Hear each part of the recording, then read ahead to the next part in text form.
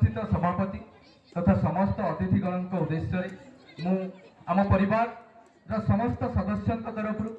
हृदय गभीरतम प्रदेश आंतरिक शुभेच्छा और अभिनंदन ज्ञापन करुच्ची।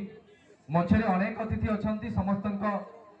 नाम ने हमें शिक्षक हमें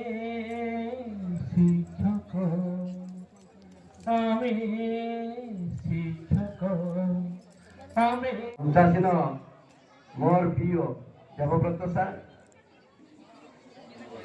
मोर आसिस्टेंट राइट टाइम स्कूल आसवा ये गोटे कम जदि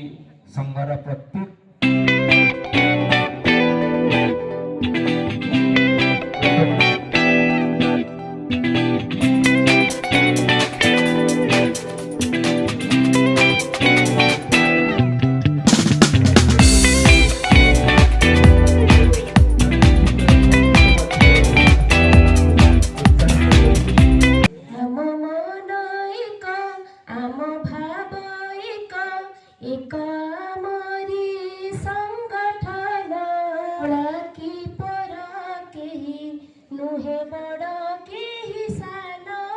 उपस्थित होती